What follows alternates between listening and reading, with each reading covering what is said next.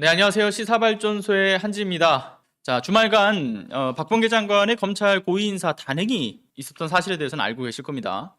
우려했던 것과는 달리요. 이성윤 서울중앙지검장이 유임이 되었고요. 그리고 안타까운 점이 있다라고 한다면 이두봉 대전지검장도 유임이 되었죠. 그리고 심재철 법무부 검찰국장은 이제 서울 남부지검장으로 이제 갔고, 서울 남부지검장이었던 이정수 지검장이 이 법무부 검찰국장으로 서로의 자리를 바꿔서 이동을 했습니다. 그리고 이제 조종태 춘천지검장은 대검 기획조정부장으로, 그리고 김지용 서울고검 차장검사는 춘천지검장으로 이동을 했습니다. 이렇듯 7일 날 인사가 단행이 되자 언론들에서는 음해성 기사들이 쭉 쏟아져 나왔는데, 역시나 누가 윤석열 근위대를 자처한 언론들 아니랄까봐 박범계 장관이 윤석열과의 약속을 지키지 않았다, 추미애 장관 때보다도 더하다, 추미애 시즌2다, 박윤 갈등이 이어지나, 윤석열 패싱이다, 그리고 이성윤 유임시킨 검찰 고위인사 기대 이하다, 검찰 내부에서는 법무부의 인사안을 구체적으로 자신들과 이 협의를 안 하고 인사를 발표했다라는 굉장히 불쾌한 기색이 보이고 있다, 이렇게 등등 누가 봐도 윤서방파 검찰들의 입장만을 대변하는 그러한 기사들이 쏟아져 나왔습니다. 언론들은 박범계 장관을 깎아내리기에 여념이 없었던 거죠. 그렇다면 과연 정말 박범계 장관이 윤석열을 패싱했는가? 이를 먼저 말씀을 좀 드리자면요, 결과적으로만 딱 잘라서 말씀드리면 그렇지 않다죠. 분명 그렇지 않다라고 이렇게 말할 수 있습니다. 왜냐하면 윤석열 총장의 인사 요구에 의해서 그 의견이 일정 부분은 받아들여져서 심재철 그 검찰국장의 자리가 다른 사람으로 교체가 되면서 심재철 씨는 서울 남부지검장으로 갔죠. 그리고 검찰국장 자리로 온 이정수 서울 남부지검장, 과거에 이제 윤석열 총장의 비서실장격인 기획조정부장을 했던 그러한 인물로도 알려져 있습니다. 그리고 신임 기획조정부장, 역시나 윤석열이 원하는 사람인 이 조종태 춘천지검장이 자리를 하게 됐죠. 그리고 무엇보다 원전 수사를 이어가고 있는 이두봉 대전지검장이 유임이 됐습니다. 따라서 언론들은 윤석열 패싱을 외치고 있지만 사실상 헛소리에 불과한 거죠. 뿐만 아니라 검찰발 언론 기사들에는 법무부 인사안 협의를 하겠다고 해놓고서는 이 구체적인 협의를 안 하고 인사 발표 1시간 전에 발표하겠다라는 그러한 소식만 전해왔다라는 보도를 하면서 윤석열은 박범계 법무부 장관의 검찰 고위 간부 인사 발표 직후 주변 인사들에게 참 어이가 없다라는 취지의 허참, 이런 식으로 말하면서 황당하다라는 표현을 했다라고 보도가 됐죠. 실제로는 인사된 인물들에 대해서 박 장관이 윤석열과의 만남에서 구두로 명확하게 이러한 인물들로 인사를 할 것이다라는 설명을 했다라고 합니다. 언론들은 그럼에도 불구하고 어제부터 오늘까지 빅4 중에 가장 요직인 법무부 검찰국장의 서울 남강구 후배인 이정수 서울 남부지검장을 발탁을 했다. 그리고 문재인 대통령의 경희대 법대 후배인 이성윤 서울중앙지검장을 유임을 했다. 이렇듯 어떻게든 학연으로 묻고 의혹을 생산해서 부풀리기에 여념이 없었습니다. 근데 참고로 얘기하면 박범계 장관하고 이정수 남부지검장하고는 무려 7년 사이에 터울이 있다라고 하죠. 그렇게 알려져 있는데도 불구하고 이런 식으로 묻고 있는 거죠. 이렇게 연관성이 암만 적더라도 어떻게든 후배로 묻고 지역으로 묻고 이제는 심지어는 같은 한국인으로까지 묶어가지고 어떻게든 그 연결고리를 만들려는 심산처럼 보인다라는 이야기들이 계속 나오고 있죠. 근거도 없는 겁니다. 물론 이 밖에도 이정수 지검장이 검찰국장에 발탁된 그 배경에 대해서는 그 언론들이 주목하는 부분이 두 가지가 더 있기는 합니다. 과거 윤석열 징계위에 그 징계에 찬성하는 진술서를 낸 적도 있고, 지난해 11월에 이제 전국 일선 검사장 17명이 한 번에 이제 또 윤석열 징계 청구를 반대한다라는 그 성명을 냈을 때, 그때 이성윤 서울중앙지검장하고 김관정 서울 동부지검장 그렇게 셋이서 참여하지 않았던 것을 이유로 또 들고 있죠. 그러니까 검찰국장으로 이정수 지검장을 임명시킨 것은 검찰개혁과 조직의 안정성을 같이 가져가는, 어쨌든 개혁의 의지가 있는 인사들을 전면에 내세워야 하는 이 시기에 상당히 적절한 인물을 내세웠다라고 보여지는 부분입니다.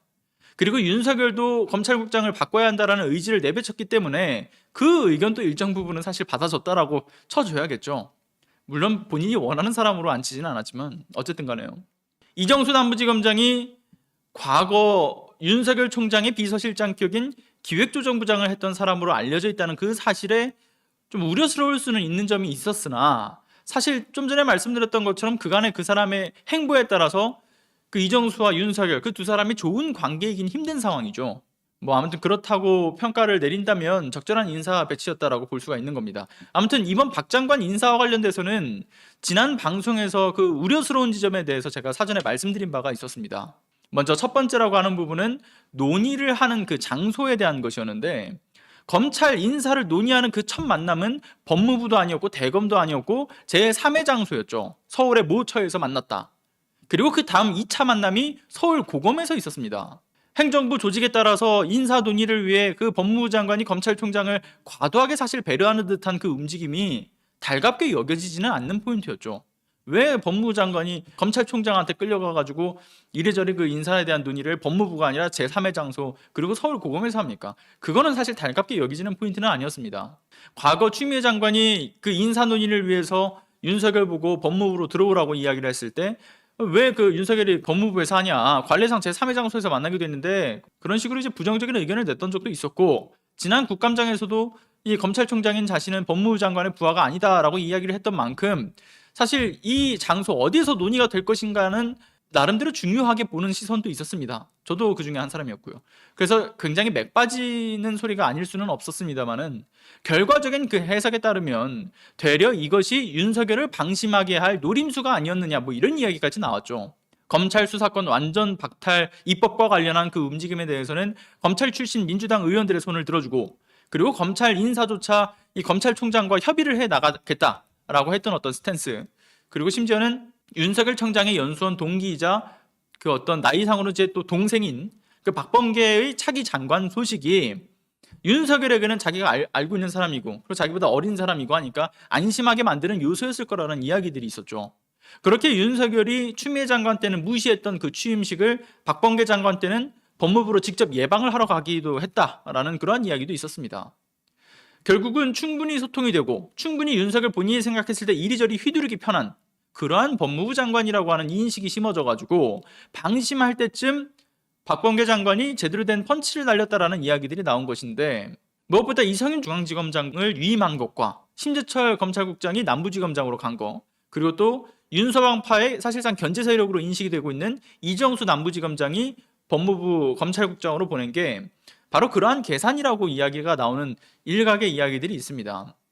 그런데 저는 솔직하게 말씀을 드리자면요, 뭐 이러한 해석은 좀 과도한 거라고 생각을 하고, 저는 박 장관이 무엇보다 절차상의 문제 그리고 명분이라고 하는 부분들, 이런 것들을 다 챙기려고 했던 방향에서 이러한 그림들이 그려졌던 것이지 뭔가 대단한 노림수로 일부러 얕보였다라는 생각은 안 듭니다. 왜 굳이 얕보이겠어요? 그리고 그렇게 얕보일 만한 정말 강력한 한 방의 펀치가 되는 핵심적인 어떤 포인트는 아니었습니다. 오히려 그러한 핵심적인 펀치를 날리려고 했다면 조금 더 이걸 모아놨다가, 기를 모아놨다가 한 번에 때렸겠죠. 어쨌든 그 절차상과 명분상의 이야기들을 확실히 챙기고 넘어가기 위해서 그러한 나름대로의 노림수였을 가능성은 있다, 뭐 이렇게 말씀을 드릴 수가 있을 것 같습니다. 자, 아무튼 저번에 말씀드렸던 그 우려스러운 포인트 두 번째도 있었죠. 그 두 번째 포인트는 박범계 장관의 검찰 조직의 안정성 관련된 발언이었는데, 이는 이제 8일자 박 장관의 그 출근길 발언과 같이 그러니까 조직의 안정성을 위해서 급히 인사를 결정을 하게 되었다라는 내용. 그러니까 일요일날 뭐 급히 조직의 안정성을 위해서 빨리 인사를 하게 됐다. 그러니까 결과적으로는 윤석열 측 인사 요구를 대부분을 수용해서 조직의 안정성을 꾀할지도 모른다라고 하는 그 심히 우려스러운 걱정은 쏙 들어가게 됐습니다. 어쨌든 이번 인사와 관련해서 정리를 좀 하자면, 기존의 인사 원칙에 맞추어서 수사 중인 사건이 있는 그런 지검의 경우에는 유임을 시키고, 그래서 이성윤 지검장뿐만 아니라 결국은 윤석열 청장의 요구 중 하나였던 대전지검장도 유임이 되었다라는 거, 그리고 윤석열이 원하는 대로 조종태 그 춘천지검장을 대검의 기획조정부장으로 내어주되 이정수 남부지검장을 그 검찰국장으로 데려오는 거, 어찌 보면 이번 인사에서 잡음을 최소화하기 위한 여러 고려가 눈에 띈다, 이런 생각도 좀 듭니다. 검찰 개혁에 제동을 걸지 못하게 확실한 빅4의 자리를 유지를 했죠. 유지를 하되 윤석열의 의견도 어느 정도는 일부 반영을 하게 되면서 어느 정도의 그 패싱 논란이라고 하는 것은 없게 하려고 했던 것 같은데, 아마 패싱을 예상했던 언론들은 좀 당황해가지고 기존의 패싱 프레임으로 그냥 의혹을 좀 던져보고 이걸 부풀려보자, 다소 근거가 좀 부족한 프레임을 대충 현재 지금 던지고 있는 느낌을 주고 있기도 합니다. 그리고 이제 윤석열 측에서는 그런데 이런 상황에도 불구하고 당연히 성에 안 차는 부분들이 있겠죠.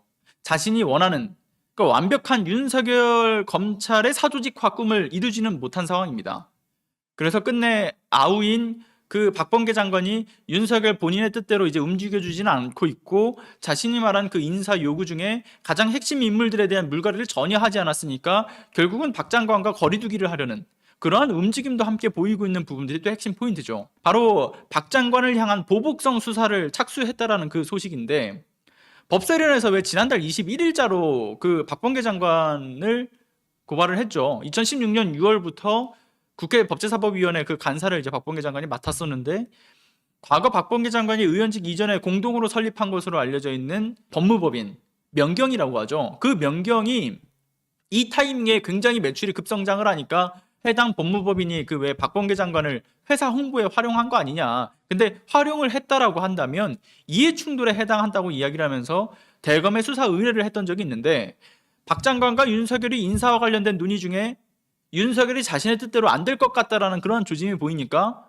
명경에 대한 즉각적인 수사를 지시했다라고 알려졌죠. 그리고 해당 사건은 대전지검으로도 배당이 됐어요. 하필이면 또 대전지검입니다. 그러니까 지난 5일에 특히 이성윤 지검장은 무조건 위임하고 한동훈 검사도 포렌식 하기 이전에는 복귀가 안 된다라고 박 장관이 윤석열에게 뜻을 밝히니까 윤석열이 이에 대한 보복성 수사로 수사를 지휘했다라는 의혹이 제기가 된 겁니다. 자신의 가족과 최측근, 그리고 박덕흠과 전북민, 그리고 나경원 등 사실 자신의 가족과 특정 어떤 야권 전현직 의원들에 대해서는 수사를 정말 흐지부지 그 속도를 전혀 내지 않더니만, 수가 틀리다 싶으면 보복성으로 정광석화 수사를 진행시키는 그런 모습을 보면 보복성 수사라는 의혹을 피하기는 굉장히 어려운 부분이죠. 법무부 장관이 자신의 요구를 거절하자마자 검찰 수사가 시작이 되었다. 누구의 지시로? 윤석열 검찰총장의 지시로. 결국은 우리가 우려했던 방향으로 박범계 장관이 움직일 가능성은 점차 줄어들 수밖에 없는 그러한 결과적인 모습으로 보이죠. 박범계 장관 역시 전임 장관들과 같은 그러한 난도질을 당할 가능성만 조금씩 더 높아지고 있는 듯 보입니다. 우려스러운 점이 남아 있어도 결과적인 측면에서 평가를 하자. 그렇게 제가 말씀드렸던 대로 아직 초반부 평가이긴 합니다. 초반부 결과만 그런데 보자면 소신껏 자신의 인사 원칙을 고수하되 개혁이 좌초되지 않게 하는 안정적인 인사를 했다라고 평가가 지금 일부 되고 있고, 그리고 윤석열 측에서의 보복성 수사가 시작이 된 이 시점 우려스럽더라도 어느 정도의 우리의 응원과 지지는 필요해 보입니다. 그러니까 이런 말씀을 좀 드리고 싶어요. 채찍질 할 때는 하자. 그런데 밀어줄 때, 그리고 보호해줄 때는 확실히 일을 해야 된다라는 거죠.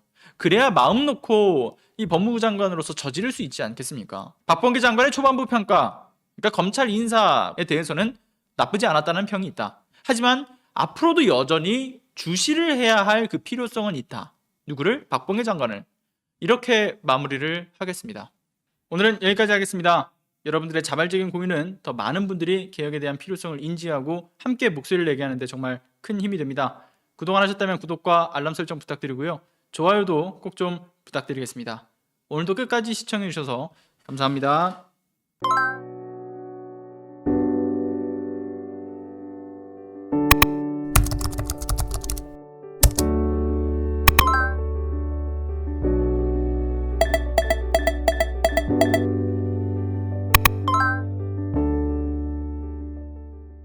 안녕하세요. 시사발전소 소장 한지입니다. 시사발전소는 진실을 찾는 민주언론으로서의 역할을 다하기 위해서 다양한 방법으로 활동을 이어나가고 있습니다.